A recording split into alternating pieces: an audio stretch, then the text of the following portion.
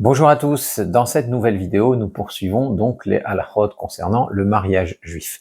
Nous avions vu dans la précédente vidéo le fait que le Khatan et la Kala, le Khatan en déclarant Areat Mekudei Shetli, te voici sanctifié à moi, Betabadzo, par cette bague, Kedat Moshe ve Israël, comme la loi de Moshe et la tradition d'Israël, et en passant l'anneau à sa future épouse, à la Kala, en acceptant cette déclaration et cette passation qu'exécute le Khatan, crée cette nouvelle situation de Kiddushin. C'est une déclaration et une passation performative. Donc ce sont eux les véritables acteurs des Kiddushin, ce sont eux qui créent cette situation des Kiddushin. On a vu que les témoins n'étaient là que pour constater les Kiddushin, même si leur importance, leur présence est très importante, et c'est elle qui rend valable les Kiddushin.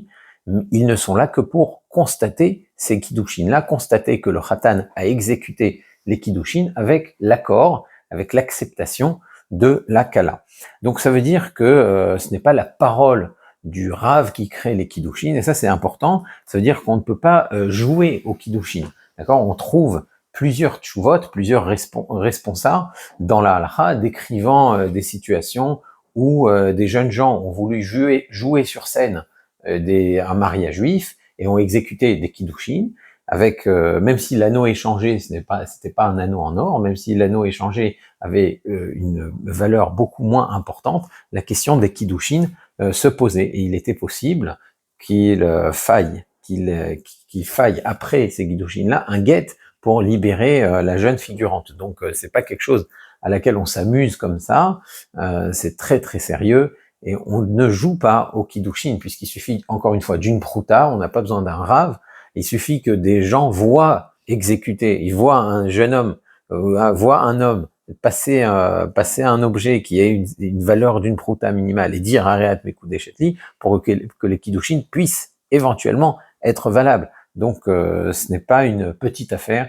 Encore une fois, après les kiddushin, la dame a besoin d'un guet si elle veut se séparer de son mari. Alors pourquoi c'est l'homme qui se montre actif dans les kiddushin et la femme qui accepte? Pourquoi on ne pourrait pas faire la passation dans le sens inverse? Puisqu'après tout, c'est comme une transaction, c'est un accord entre les deux. La femme pourrait passer l'argent au Khatan et dire voilà, Areani Mekudei Shetlecha, me voici Mekudei Shet à toi, par la passation de cet objet. C'est une éventualité qui est présentée dans la Gemara. Donc ça aurait été possible théoriquement, mais on ne le fait pas comme ça. Les Chachamim ne l'ont pas institué comme ça. En tout cas, la Torah ne le prévoit pas de cette façon-là. Et pourquoi? Parce que nous dit la Gemara dans Masechet Kiddushin, Daf Bet Amud Bet, que c'est l'homme qui cherche la femme et pas l'inverse. Donc c'est à l'homme de se montrer proactif dans son mariage. Donc avis aux jeunes gens invités dans les soirées de rencontre, soyez actifs. N'attendez pas qu'une jeune fille vienne vers vous, qui t'a demandé à un intermédiaire de vous présenter. Hein. C'est à vous de chercher la femme, si on peut dire.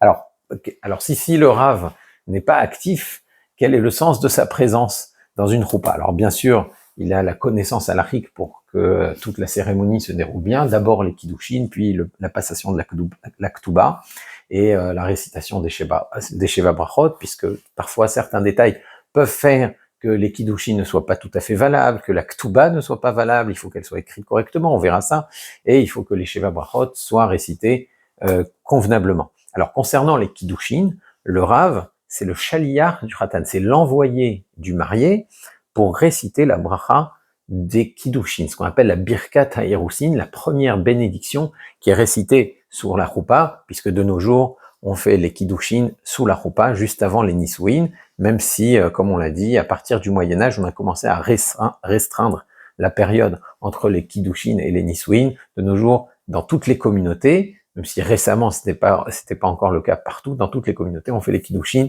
en même temps que les nisouin sous la choupa. Alors, donc la première bracha qui est récitée sous la choupa, à l'occasion de ces kiddushin, en réalité, de ce qui était auparavant les fiançailles, eh bien, elle est récitée par le Rav. Alors normalement, ça aurait été au Khatan de la réciter, mais l'habitude s'est instaurée de donner à quelqu'un d'autre à réciter cette bracha, donc au Rav, au Messader Kiddushin notamment. Pourquoi? Le Rama explique, le Rav Moshe Isserles explique que c'est pour ne pas mettre dans l'embarras ceux qui ne sauraient pas la réciter convenablement. Donc, on peut avoir affaire à des khatanim qui parfois ne connaissent pas cette bracha. C'est une bracha qu'on ne récite pas souvent. Hein, c'est pas tous les jours qu'on se marie, et donc pas tout le monde n'est versé dans la halakha pour connaître bien cette bracha. Et donc, on préfère donner à un rave la récitation de cette bénédiction. Alors cette bracha, même si les kiddushin ne doivent se faire que devant 2 témoins pour être valables, cette bracha qui accompagne les kiddushin, elle, le Shulchan Aruch demande à ce que les khatrila, à ce que, a priori, on la récite devant un minyan, devant 10 personnes. Alors les témoins, le khatan, le rav et les proches peuvent faire partie de ces 10 personnes. Puisqu'il s'agit de réunir un minyan, on n'a pas de problème de courva, de proximité familiale. C'est seulement concernant les témoins qu'il y a, bien entendu, une notion de cacheroute. Mais concernant le minyan pour la bracha des kiddushin, même si le minyan est composé uniquement de proches parents, ça ne pose pas de problème. C'est seulement les témoins, les 2 témoins qui doivent être cachers pour les kiddushin. Donc un minyan de 10 hommes, le khatan encore une fois en fait partie, et on doit par ailleurs se lever pour cette bracha, comme pour les brachot de la choupa en général, pour le kavod de la bracha, et ceci est rapporté par Ba'er Etev. Alors j'ai tenu à le signaler parce que parfois dans certaines choupot, on voit que les gens hésitent à se lever pour les brachot. Non, au moment des brachot, il faut se lever. Pour la lecture de la ketouba, on peut rester assis. Pour les drachot, pour les discours, on peut s'asseoir aussi. Mais par contre, quand les brachot sont récités, la birkat à kiddushin, la birkat à irusin et les sheva brachot, eh bien, on doit être debout. Alors, on récite cette bracha sur le vin, comme le kiddush, comme la havdalah, c'est-à-dire qu'on dit d'abord Baruch atah Hashem Elokeinu melech haolam boré peri hagefen sur un verre de vin, et ensuite on récite la bracha, la birkat ha'irusin à proprement parler, comme le soir du kiddush, on dit boré peri hagefen, et ensuite Baruch atah Hashem Elokeinu melech haolam, etc. Mekadesh ha-Shabbat ou un mavdil ben kodesh lechol pour ce qui est de la havdalah. Alors, quelle est la teneur de cette bracha, de cette birkat ha'irusin? Asher kideshanu bemizotav, qui nous a sanctifiés par ses mitzvot, vetsivanu ala harayot, qui nous a ordonné l'interdiction des harayot, donc des relations interdites, des relations incestueuses notamment, ve'asarlanu et ha'arusot, il nous a interdit les harusot, les femmes qui sont mekudeshet, c'est-à-dire que le khatan n'a pas le droit de cohabiter avec sa femme, même si elle est mekudeshet, tant qu'elle n'est que mekudeshet, tant qu'elle n'est que harusa, veitir lanu et aneswot lanu allié des choupa avec kiddushin, et qui nous a autorisé, qui nous a permis, celles qui nous sont neswot, celles qui nous sont mariées par choupa, bekidushin ou vekidushin en fonction des versions, avec des kiddushin. Baruch atah Hashem, béni sois-tu Hashem, am kadesh et amo Israël, qui sanctifie son peuple d'Israël, allié des choupa avec kiddushin par la choupa et les kiddushin. Donc voilà la bracha qu'on donne au rav à réciter. Le rav en réalité ne fait qu'acquitter le khatan de cette bracha qu'il aurait dû dire lui avant de réaliser les kiddushin, avant de réaliser cette fameuse déclaration de Hareat Mekudeshet Li et la passation de l'anneau.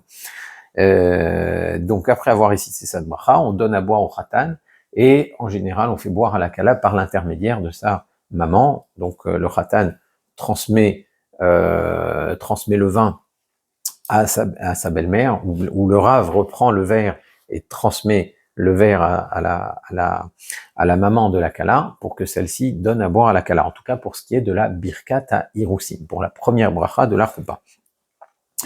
On peut noter que la bracha rappelle une halakha très importante.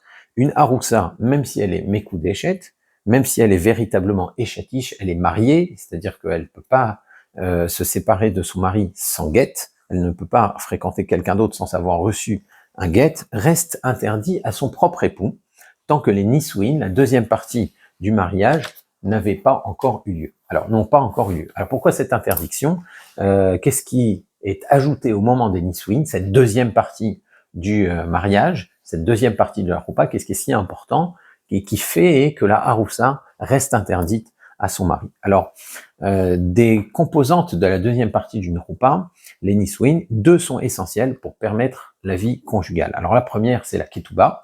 La ketouba, ce contrat de mariage. Eh bien, sans contrat de ketouba, toute relation est vue comme une forme de débauche. C'est une Mishnah dans Masechet Ketubot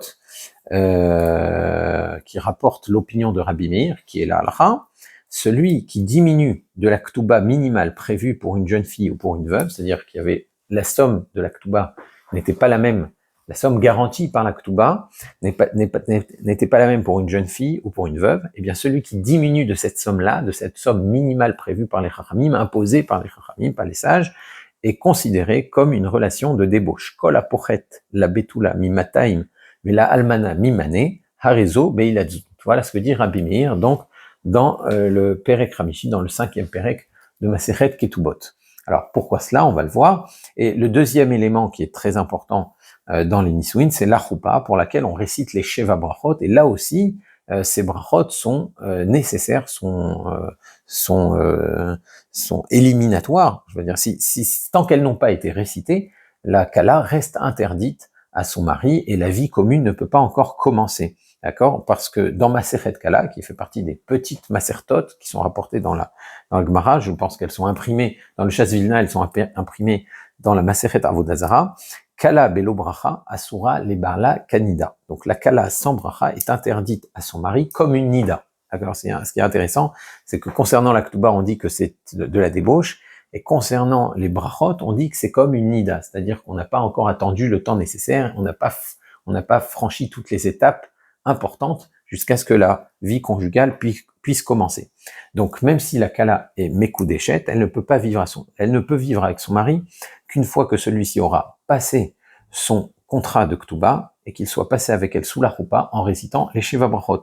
D'accord? Donc, par la ketouba, il doit garantir un réel engagement auprès de son épouse et respecter le protocole des sheva brachot. Donc, l'engagement se fait que ce n'est pas une biatznout, c'est pas de la débauche, c'est pas simplement un flirt, passez-moi le terme. Et les sheva brachot, ça veut dire qu'on a respecté le protocole, on a attendu les étapes raisonnables pour pouvoir commencer à vivre ensemble. Donc sans cela, l'union reste comparable encore à une union libre, une biatznout, et reste interdite par les chachamim. Alors qu'est-ce qu'elle garantit la ketouba? La ketouba, c'est une somme importante, une somme que le khatan s'engage à payer en cas de divorce et de veuvage. Ça, c'est l'élément principal, on va dire, de la ketouba. Alors, il y a un débat si cette obligation de ketouba est imposée par la Torah. C'est vrai que parfois, dans la Torah, on fait référence au mohar à betulot, la somme des jeunes filles.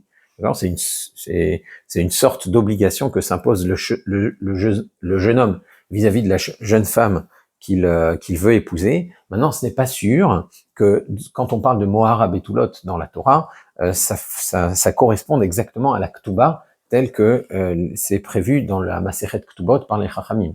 C'était peut-être quelque chose de différent. C'était peut-être une dot que le khatan offrait à la belle famille pour pouvoir se marier. Donc c'est pas sûr que quand la Torah parle de mohar à betulot, il s'agisse véritablement d'une ketouba.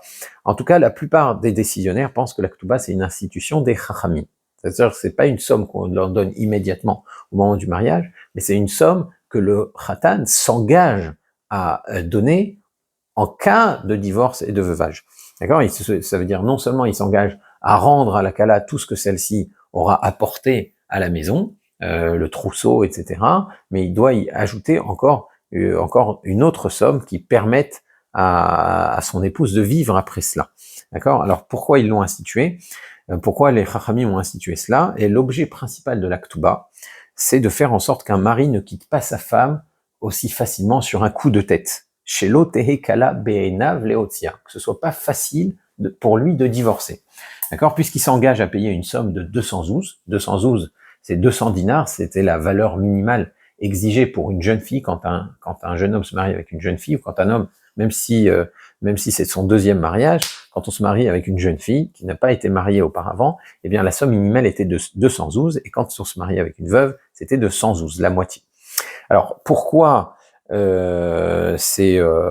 cette somme-là? Eh bien, il faut comprendre qu'à l'époque des Chachamim, 212, c'est la somme qui suffit pour vivre pendant un an. 211, c'est le minimum pour vivre pendant un an. C'était le minimum à l'époque des Chachamim, à l'époque des sages. Donc, quand on se met dans une situation où on doit débourser une somme assez importante, eh bien, si en cas de divorce, eh bien, on réfléchit à deux fois. On divorce pas si facilement que cela. D'accord? Donc, c'est l'intérêt de l'engagement des Chachamim, de l'engagement qui est institué par les Chachamim. Alors maintenant, étant donné que c'est un poids en argent, c'est 212, le prix de l'argent aujourd'hui fait que les 212 n'ont qu'une valeur symbolique. d'accord? Je pense que c'est quelque chose comme des dizaines d'euros, tout dépend des avis, il y a plusieurs avis dans la manière d'évaluer ces 200 zouz, et c'est ce que c'était de l'argent pur, est-ce que c'était de l'argent d'alliage, mais en tout cas, hein, quelles que soient les opinions, ça ne dépasse pas les dizaines d'euros de nos jours. Alors, même si aujourd'hui ça n'a qu'une valeur symbolique, ça sert de base à la Ketouba, et on y ajoute toujours ce qu'on appelle une tosefet, un rajout qui lui correspond véritablement à une rente. C'est ça ce qui est censé représenter la Ketouba. Donc quand on réfléchit à la somme qu'on doit inscrire dans une Ketouba, ça doit être une somme qui correspond à ce à quoi les Chachamim ont pensé quand ils ont évidemment institué la notion de la Ketouba. Donc l'épouse, elle est rassurée, elle sait qu'elle va pas être abandonnée par son époux du jour au lendemain, puisqu'il va devoir une très forte somme d'argent s'il fait ça. D'accord, ça pouvait être même la valeur d'un bien. À l'époque des Chachamim, quand on parlait de Ketouba, en Babylone notamment, une Ketouba c'était très souvent un terrain. C'était très souvent un terrain qui revenait à sa femme en cas de divorce et de veuvage, encore une fois. Donc, vu que ça montre cette somme-là que l'engagement il est sincère, parce que c'est bien les déclarations d'amour, mais les preuves, c'est quand même un peu mieux. Donc, un vrai engagement comme celui de la Ketouba, ça rassure. Et puisque ça rassure, eh bien leur relation n'est plus une relation simple, c'est une relation d'union, c'est une véritable alliance. C'est ça l'esprit du mariage juif. Il faut que ce soit une alliance. Alors, il y a d'autres aspects dans la Ketouba. Eh bien, ces autres aspects, nous en discuterons, Be'ezrat Hashem, dans un prochain épisode. Donc, encore une fois, l'autre partie des Nisouin, l'autre partie de la Choupa, ce qu'il vient apporter, c'est la passation de la Ketouba et tous ces engagements, mais surtout cet engagement-là que il va pas partir aussi facilement que cela, le mari. Et bien sûr, ça apporte les Sheva Brachot, ça veut dire qu'on respecte un certain protocole avant de commencer une vie commune, ce qui fait que la Kala n'est plus comme une Ida ou comme une Biatznout, ça devient un véritable mariage, une véritable sanctification. C'est l'objet donc de cette deuxième partie de la Choupa, et c'est de cela qu'on discutera dans notre prochaine vidéo, Be'ezrat Hashem. Donc si vous avez des questions sur ce qu'on a vu aujourd'hui, notre conclusion des Kiddushin et la présentation, l'introduction au Nisouin, si vous avez des questions sur ces sujets, n'hésitez pas à les poser dans les commentaires ou dans notre fil de discussion WhatsApp. Et d'ici la prochaine fois, je vous dis à très bientôt. Au revoir.